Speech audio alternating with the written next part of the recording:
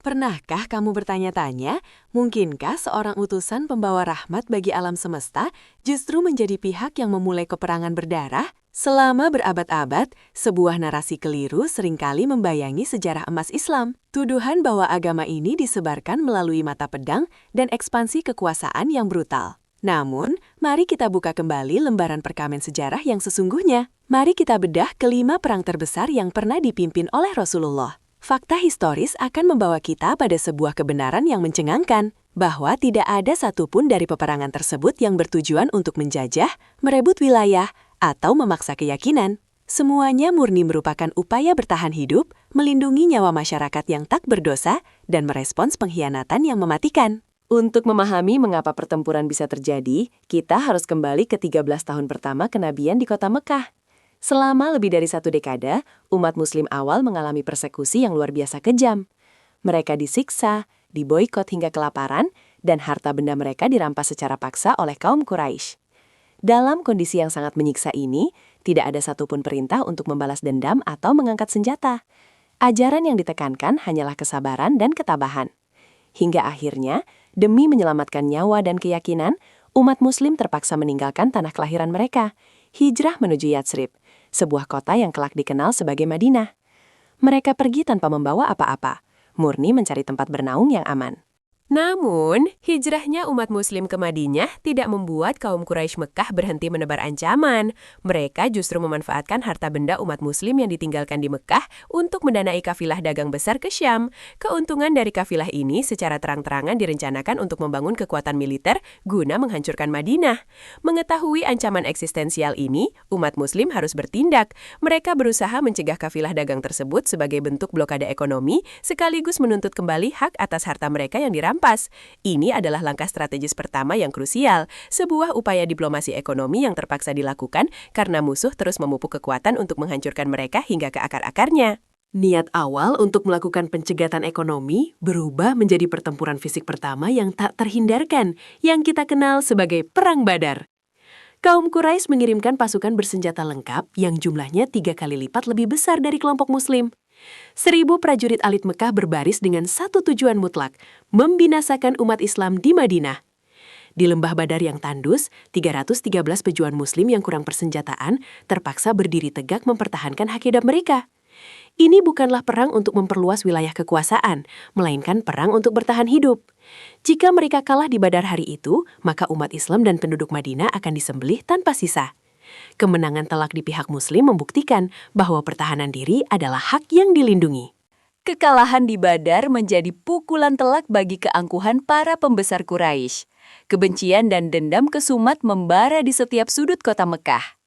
Selama 1 tahun penuh, mereka mengumpulkan sekutu, menyewa tentara bayaran, dan menghabiskan kekayaan yang sangat besar untuk merencanakan invasi balasan yang jauh lebih mematikan. Tujuannya kini bukan lagi sekadar memberi pelajaran, tetapi pemusnahan total secara genosida terhadap komunitas sipil di Madinah. Di saat yang sama, umat muslim di Madinah tengah berupaya membangun masyarakat yang harmonis, menjalin perjanjian damai dengan berbagai suku, dan fokus pada pembangunan. Namun, bayang-bayang invasi militer dari selatan membuat mereka terpaksa harus kembali bersiaga mengangkat senjata demi menjaga batas kota. Invasi itu akhirnya terwujud dalam Perang Uhud. 3.000 pasukan infanteri dan kavaleri berat Quraisy berbaris melintasi padang pasir, langsung menuju gerbang kota Madinah. Sekali lagi, umat muslim sama sekali tidak memprovokasi, tidak pula mendatangi Mekah untuk menyerang. Mereka berbaris keluar menuju Bukit Uhud semata-mata agar pertempuran berdarah tidak terjadi di dalam kota yang padat penduduk.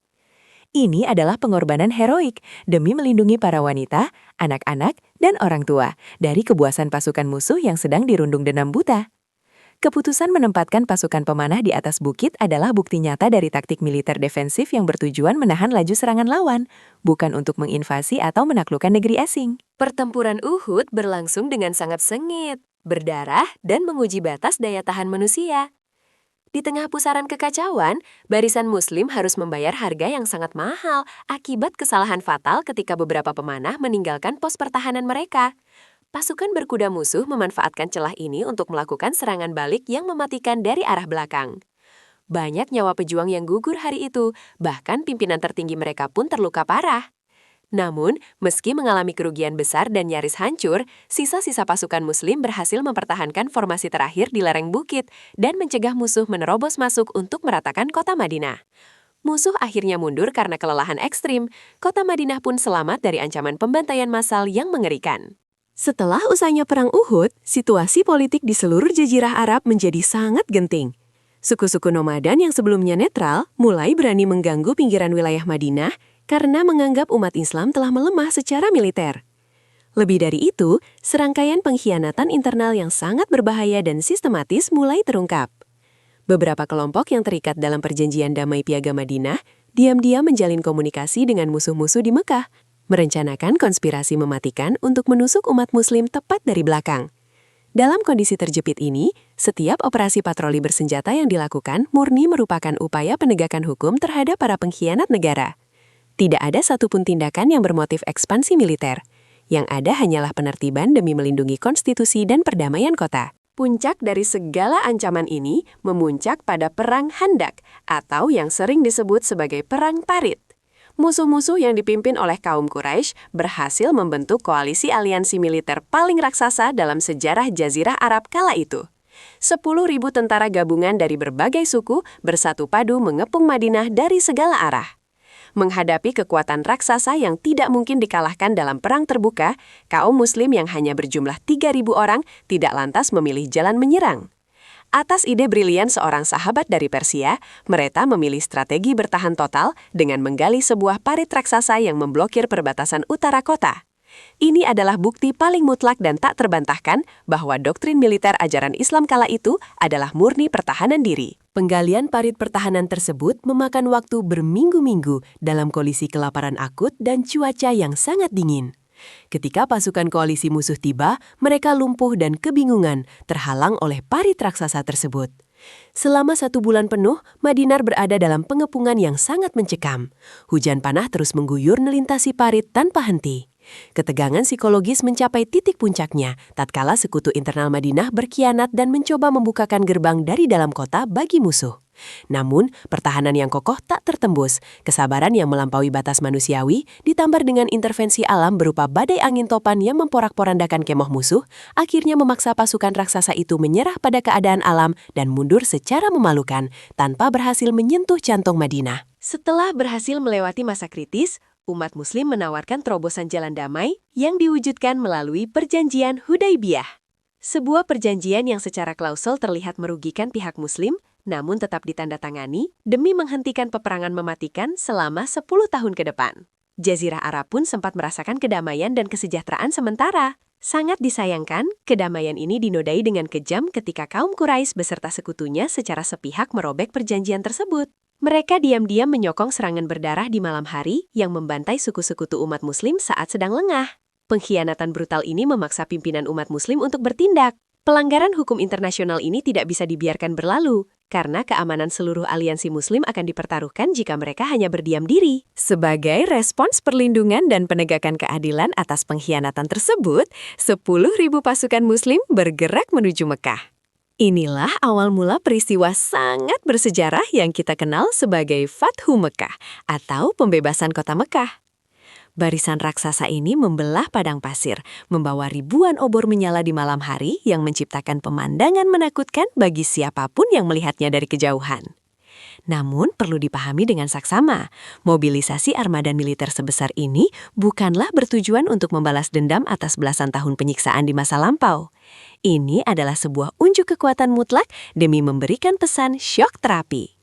Strategi puncaknya adalah melumpuhkan mental musuh agar mereka menyadari bahwa perlawanan hanya akan membawa kesia-siaan, sehingga mereka bersedia menyerah tanpa mengayunkan sebilah pedang pun. Dan sejarah dunia pun mencatat sebuah momen paling langka sekaligus gemilang dalam peradaban manusia. Pasukan pembebas memasuki kota kelahirannya, tempat di mana mereka dulu disiksa tanpa ampun dan diusir secara hina, dengan kepala tertunduk memancarkan kerendahan hati. Tidak ada insiden pembantaian massal, tidak ada penjarahan bangunan, dan tidak ada aksi balas dendam sekecil apapun terhadap masa lalu. Sebuah dekret amnesti umum dan pengampunan massal diberikan kepada hampir seluruh penduduk Mekah, termasuk kepada para tokoh antagonis yang dulu paling keras ingin menghancurkan mereka. Peristiwa Fathu Makkah telah mematahkan seluruh mitos tentang kebrutalan penaklukan. Momen ini menjadi saksi hidup bahwa tujuan akhir dari kepemimpinan Rasulullah adalah menghancurkan kezaliman tiran, bukan menghancurkan peradaban atau memaksa orang memeluk agamanya. Bahkan di fase akhir masa hidup beliau, dua konfrontasi besar terakhir yang tercatat, yaitu Perang Hunain dan ekspedisi militer ke Tabuk, kembali menegaskan prinsip defensif ini dengan nyata. Pertempuran Hunain terpaksa meletus karena suku-suku nomaden kuat di luar wilayah Mekah merasa terancam dengan dinamika baru, lalu secara agresif memobilisasi pasukan besar untuk menyergap kaum muslimin di sebuah lembah pegunungan sempit. Sementara itu, ekspedisi ke Tabuk adalah pengerahan kekuatan murni untuk merespons ancaman invasi dari Kekaisaran Romawi Bizantium yang dilaporkan sedang memusatkan pasukan raksasa di perbatasan utara Jazirah Arab.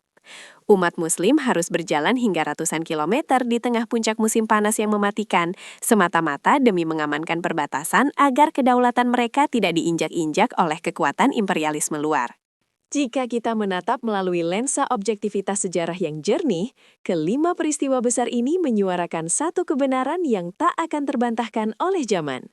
Bahwa Rasulullah tidak pernah sekalipun memantik api peperangan demi ambisi menguasai tanah orang lain, merampas kekayaan sebuah negeri, ataupun memaksa umat lain menundukkan keyakinan mereka di bawah pedang ketakutan.